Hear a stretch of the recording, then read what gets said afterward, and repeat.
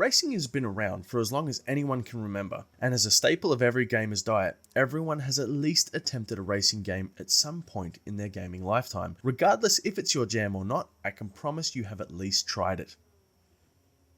Turn 10 and Microsoft had just released Forza Motor Sport 8, and it's got me thinking, has Turn 10 taken the time to analyze Gran Turismo and the key concepts which make it so dominant, even a market leader in the digital racing space? So I figured it's time for a showdown. Forza Motorsport 8 against Gran Turismo 7, and I couldn't think of a better track than the legendary Spa Francorchamps. This track has everything to test the car properly. It has hard elevation changes in track, sweeping and technical corners, and straights where you can push the car to the limit. I know the Nürburgring Nordschleife is also in both games, but the time it takes to lap the whole thing is just insane. Both Forza and Gran Turismo will be tested with a Fanatec Direct Drive Pro, CSL Elite and load pedal setup, steering through a McLaren GT3 wheel. This isn't to test the graphical comparisons of each game, more so to see which game gives a more realistic experience when using this particular setup.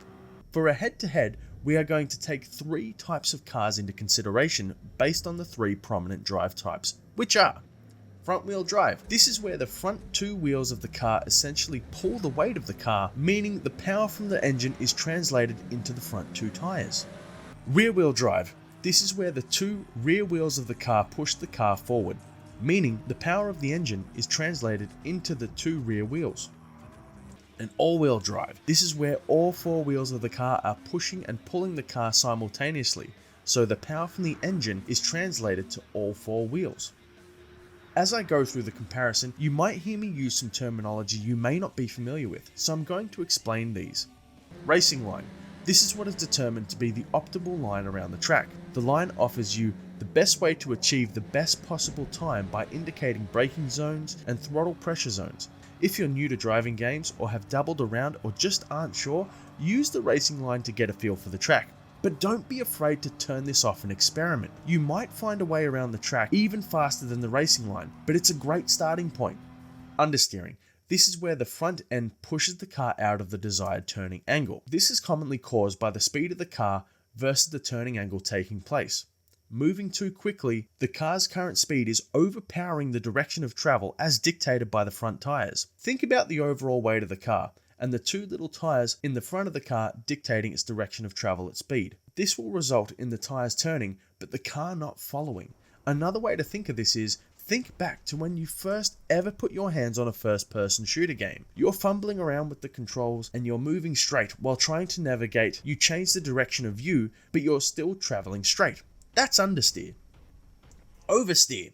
This is where the rear of the car slides out greater than the turning angle to the front of the car. More commonly seen in rear-wheel drive cars, this is usually used when wanting to power slide or drift a car, and is a little more controllable than understeering. Think about your typical car, engine in the front, and if the power to the car is coming from the rear, there is no weight over the rear of the car as opposed to the front, which most of them have this massive chunk of metal called an engine, meaning the front naturally will have more traction than the rear, and like before, think to the first-person shooting game, but you now have a full understanding of the controls and are able to aim in one direction while traveling in another confidently. That's oversteer. Okay, now that we have that cleared up, let's get into the details. For the front-wheel drive, we are using the Honda Civic Type R, and as Forza is the newest entry, it has the pleasure of going first. The steering feels heavily saturated with understeer. Even through corners where there is minimal resistance, the controls just seem to push to let go of the ground and break traction without applying a lot of pressure to the accelerator. What I do notice is that when changing gear, I'm feeling torque steer translate through the wheel. And for anyone wondering what that is, torque steer is when power from the engine is translating to the front wheels, the torque is slightly twisting the direction of the wheel momentarily after gear change, which is actually a nice little addition, and I didn't expect this to be in the game. Overall though, steering feels really heavy and no real difference for speed variation. The accelerator feels spongy. No matter the distance of travel on the pedal, it doesn't seem to respond accordingly. You can feel the point of traction limits as tension gradually increases in the wheel until you feel a snap, and then the tension disappears into a vibration. This is the sensation which translates when you lose traction on the track. Now, let's see what Gran Turismo has to offer. Traction feels relevant to the camber angle of the track. and this is being felt through the wheel by way of angle of tension when traversing through the corner. You can feel the oversteer of the car by vibrations going through the wheel as they struggle for grip. The feedback from the wheel isn't so strong that it's uncontrollable, but you definitely have to fight to regain directional control of the car to bring it back into the position you want it in. When braking, you can feel the force through the wheel. You get vibration when the brakes lock, but while braking before a corner, you can feel the tension increase in the wheel if attempting to turn under braking. Moving into our rear wheel drive section, I'll now be performing the test on the Ford Mustang GT, and we'll start with Forza again. Feedback through the wheel on the track surface is a constant rumble, and steering still feels heavy. When entering corners, the car just oversteers, and it's honestly difficult to find the acceleration sweet spot to catch the car at speed without initiating a loss of traction, resulting in an oversteer and potentially drifting around the corners or coming off the track completely. The accelerator, similar to that of the Honda, feels spongy, like you're pushing it, and it seems like minimal translation is going into the game unless you flatten the pedal, at which point you're going to get a result.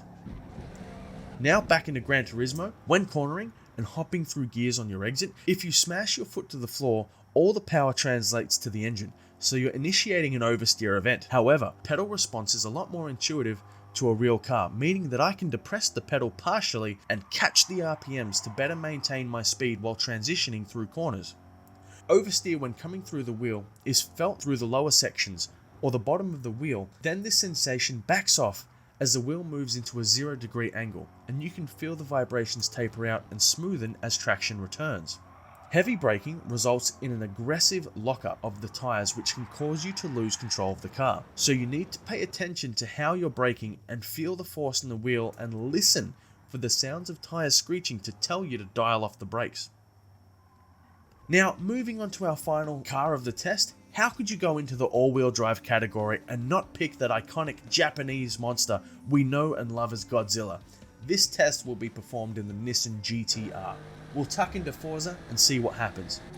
Handling feels like a rear-wheel drive car. I'm not really able to pick up any changes in the feel of handling around corners, which I really should be able to in an all-wheel drive car, as you get more traction but sacrifice some handling because of it. Steering actually feels a little bit lighter on this car when maneuvering it around a track as opposed to the other cars, and the car seems to both understeer and oversteer when pushing it around corners. And for Gran Turismo, the wheel is constantly in a state of tension, which varies dependent on the corner speed and track surface. The GTR has increased traction, meaning I can push it harder, but I am actually losing my handling as I expected. If you lose traction, this is a violent experience, with tension and intense amounts of vibrating coming through the wheel, at which point you're just along for the ride. Now, while I was performing this comparison, I did also note some additional differences between the two games. In Forza, I can feel the tension in the steering wheel as you approach the edge of the limitations of the car on the track surface. The tension releases when you pass this limit to break traction, and it gives the player a unique feeling of being on the edge of physical limits through force feedback. When changing gears in a normal car, you can feel the clutch engage.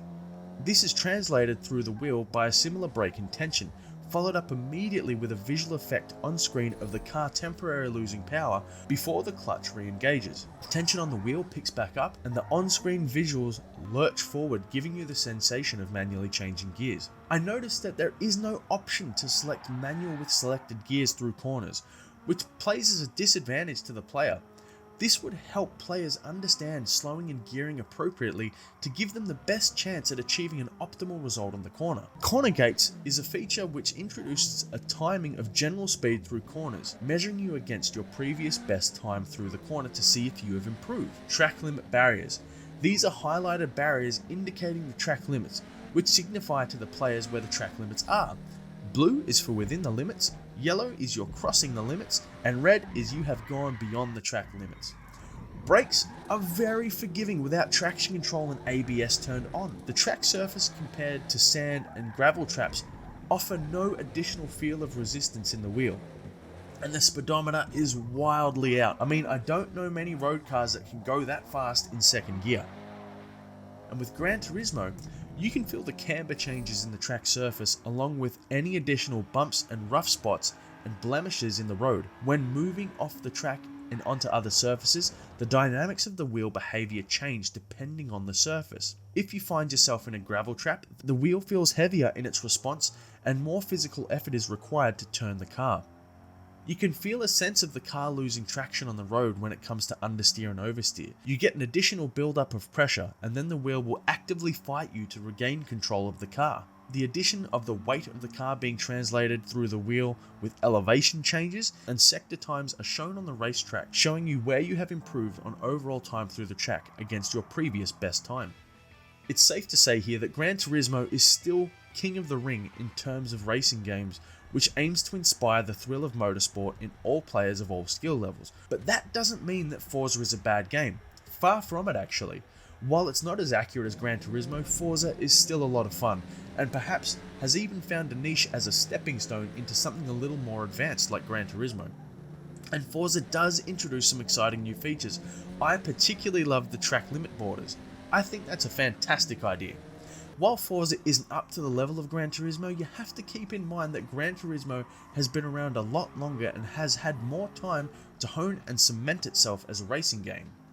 Regardless of which platform you own, you're still going to have a great time experiencing either game. And in time, Forza may refine itself even more to give Gran Turismo a real run for its money.